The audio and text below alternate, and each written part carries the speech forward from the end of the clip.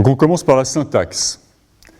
C'est-à-dire l'objectif, ça va être de définir des formules qui correspondent aux questions qu'a le droit de poser le perroquet. Je vais commencer par un autre exemple qui est vient plus du langage, de la langue naturelle. Donc d'abord, on définit un ensemble de questions de base qu'on va appeler les variables propositionnelles. Donc ici, nos variables propositionnelles, ce sera « il fait beau » et « il fait chaud ». Oui, parce que le tournage a lieu en été. Alors, comme c'est un peu long de les écrire, je vais appeler ça B et C. Donc B et C, ce sera mes propositions, mes questions de base, mes formules de base.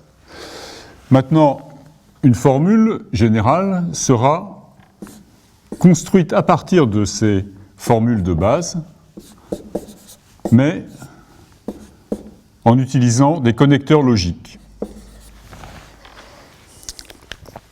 Donc ici, j'ai utilisé les connecteurs logiques que je lirais et, implique et non, mais je pourrais les appeler autrement, ce sont juste des connecteurs, et les variables propositionnelles B et C.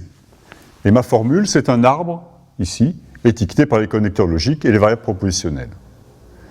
J'écrirai aussi quelquefois la formule sous forme aplatie, parce que c'est plus simple à écrire, donc en utilisant des parenthèses pour désambiguer et qui est qu'une façon de lire ce que j'ai écrit là comme un arbre. Donc de manière plus générale, une formule du calcul propositionnel sera construite à partir d'un ensemble P de variables propositionnelles. Je noterai CP0 de P, l'ensemble de toutes les formules, et donc ce sera un arbre fini dont les feuilles sont étiquetées par les variables propositionnelles ou par l'un des symboles true, false, et les nœuds internes par des connecteurs logiques. Alors si j'ai choisi arbitrairement ce jeu de 4 connecteurs logiques, donc que je lirai et, ou, implique et non, même si pour l'instant la signification, ils n'ont pas de signification, c'est juste de la syntaxe. Donc ces 3 connecteurs logiques sont des connecteurs binaires, ça veut dire que si un nœud est étiqueté par l'un d'eux, il a exactement 2 fils, et ce connecteur logique est unaire, c'est-à-dire que si un nœud est étiqueté par ce connecteur, il a exactement un fils. Et j'appellerai hauteur de la formule la profondeur de l'arbre qui la représente.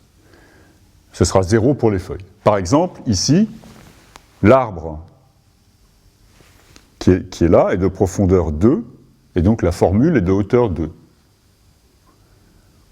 Alors, je vais donner un autre exemple maintenant qui est issu du problème du perroquet. Donc le problème du perroquet, nous avions 5 coffres, et je vais donc utiliser 5 variables propositionnelles, A1 jusqu'à A5, avec dans l'idée que la variable AI signifiera le coffre I contient une bombe.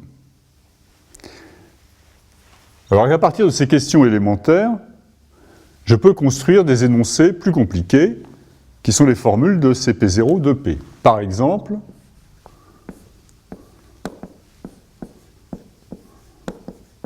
cet énoncé que je peux lire A1 et non A1.